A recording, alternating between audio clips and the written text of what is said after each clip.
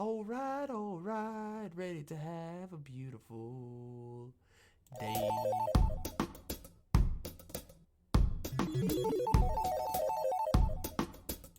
And away we go. Hey, welcome back, Jack. Welcome back to Blog, where we talk about all the crazy things that's happening in the crypto sphere. We talked about this for a while. This is an old kind of topic on the show. This is one of the old school OG topics where we go into the drama, the rumors, the doomers, the zoomers, okay? Maybe the groomers. I'm just joking, YouTube. Don't hurt me. Don't get me in trouble. I was just joking. That's a joke, okay? And all the weird things that's happening in the crypto sphere, okay? Lore, we talk about what not to do, mindset, and stuff like that. But today we're going to talk about some dark stuff that's going on, some NFT shenanigans that's going on. Might be a little black pilling. I'm sorry. But we'll have fun with it. Don't worry.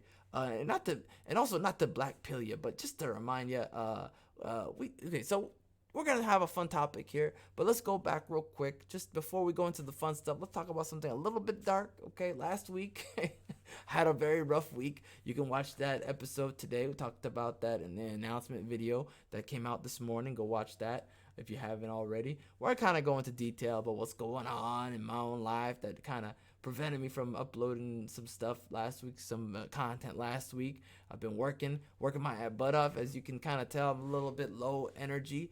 I'm telling you, man, it's rough. It's been a rough week. Okay, it's been a very very rough week, and I got to pay for a whole car on top of the computer being fixed. It's just a disaster. And I'm doing overtime just to make ends meet. So it is definitely tough, and Christmas might be ruined, but we'll see. If I get some little help here and there with these little donations, I'll put up on the screen right here. You'll see them. $10 things, $70 things. That's out of order. $50 things, $25 and $100 things. So I put those in the description there. If you were so inclined to make a donation, that'd be great. If not, no worries, no pressure, no big deal. Okay, let me go ahead and close that out. Yeah, no big deal. I do appreciate your views always, as per usual. I always appreciate your viewership.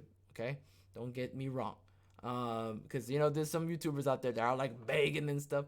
I knew I was supposed to start the monetization thing anyway. I'm tired of waiting for YouTube anyway. Now's a good time as any to start the monetization anyways.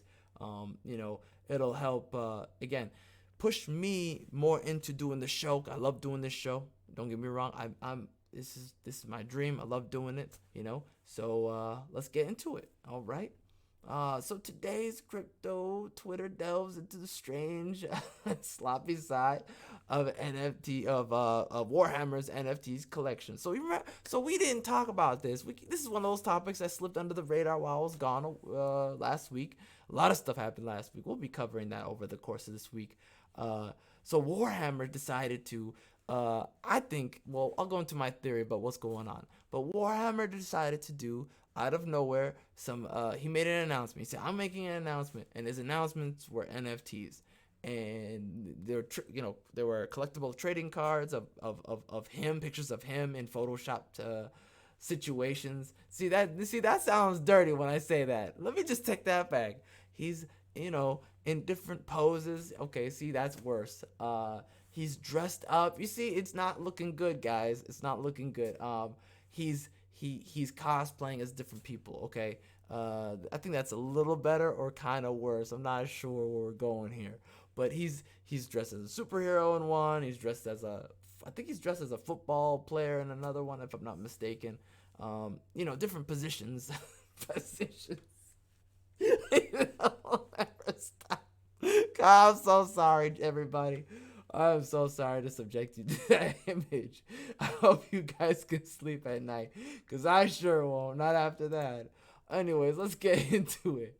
So, so people decided, I'm calling these guys the Spud Nation, by the way, okay? The potato heads, okay? And I don't mean that as an insult. It's not an insult. They're very smart people, very smart young men, probably young men,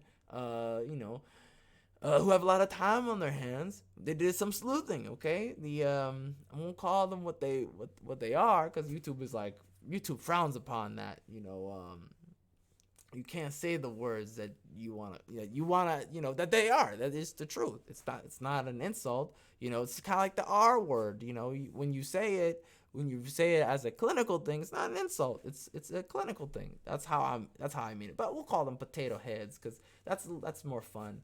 And Spud Nation, under the Spud Network. I call them the Spud Network. Let's call them that.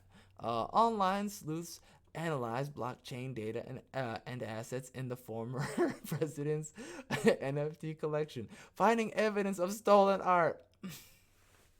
That's shady. Wallet addresses, painting a picture of how the digital collectibles came to be. No comment. Okay, no comment. The weekend's episode of Saturday Night Live began with a skit poking fun at former President Warhammer's recent released meme-worthy non-fungible token collection. Seems like a scam, and in many ways it is, said James Austin Johnson, who played the 45th president in the show's cold open. Did he? That's funny.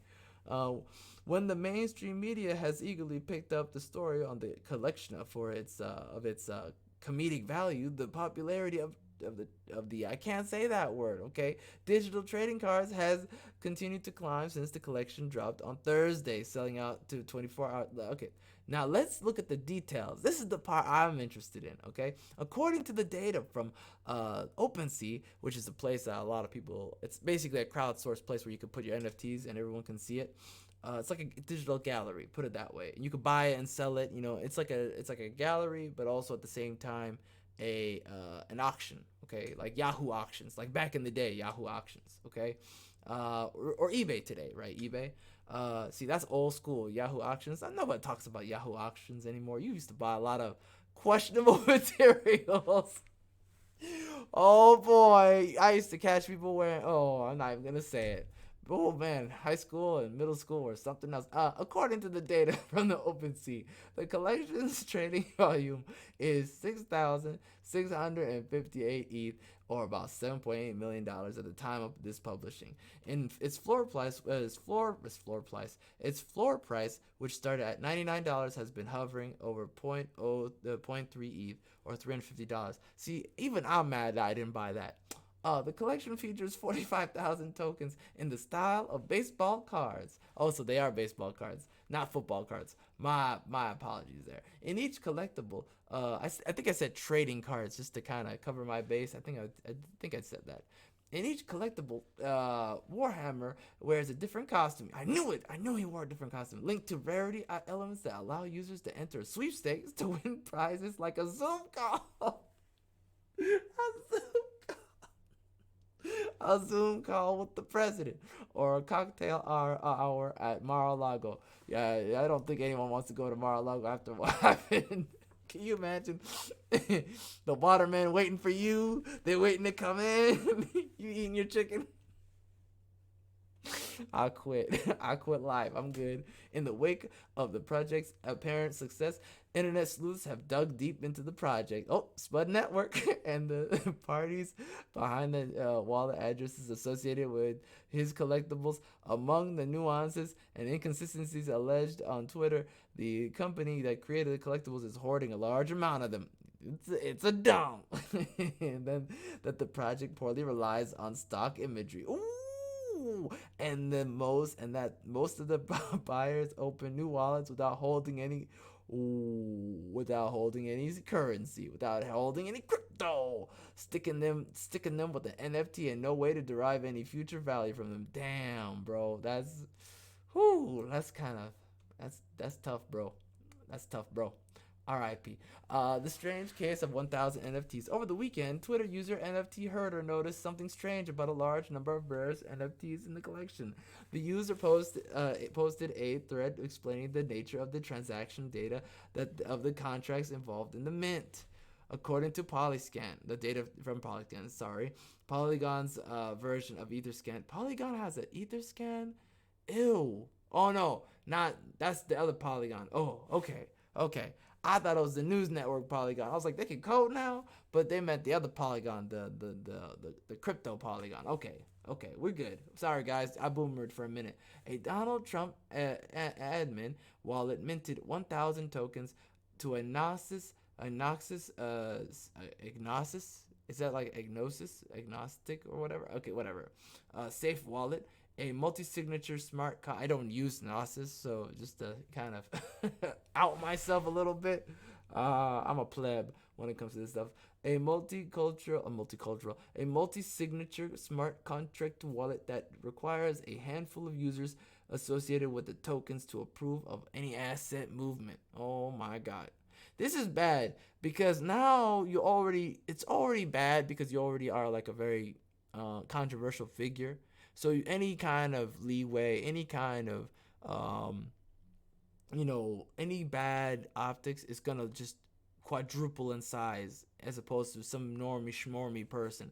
So this is pretty dark stuff. With the Trump, god dang it, I can't get through it without saying the god dang name. Always catch me. It's because this was green. Collect. That's my excuse. Collect cards, trading cards. Site has said that 44,000 of the 45,000 tokens created in the initial series would be available for users to mint. It did not specify what would happen to the remaining 1,000 tokens. Ooh, see, that's how they get you. Where another project might save those assets for a later date to revive demand. Data suggests that the administrative wallet holds the remaining 1,000 tokens. So it's not that big of a deal, it sounds like, but it could drive the price for sure, for sure. Um, you can read the rest of this here. I just wanted you guys to note that there is some shenanigans going on. Um,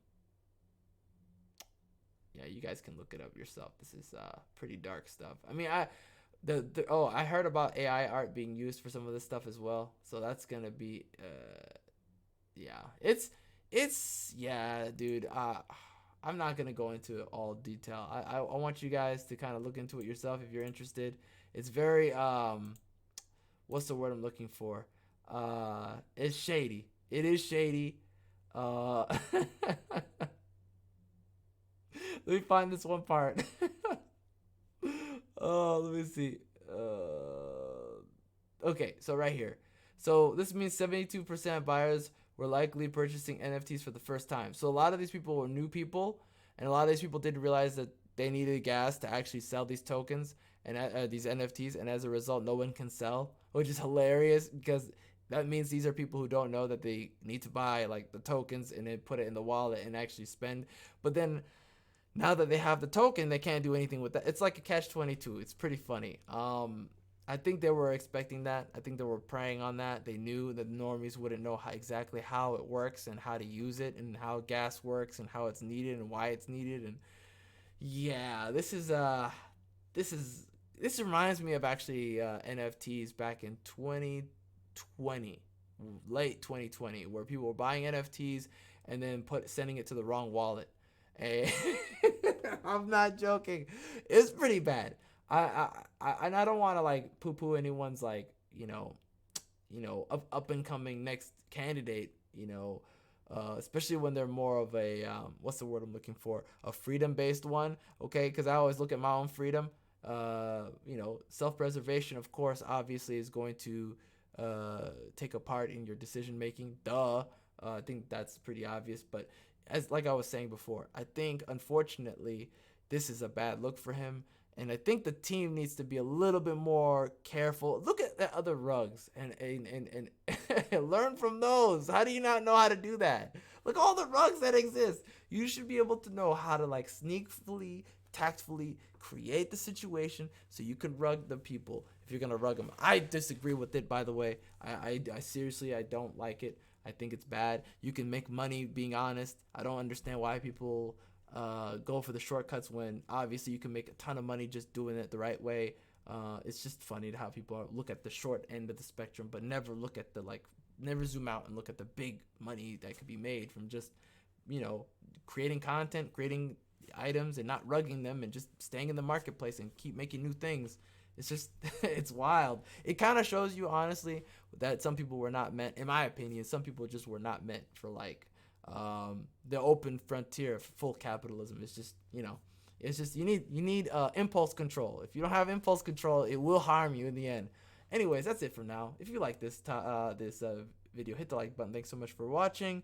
Appreciate your time. Check out the links in the description for the donations if you're interested. Thank you again. Have a great day, and as always, God bless.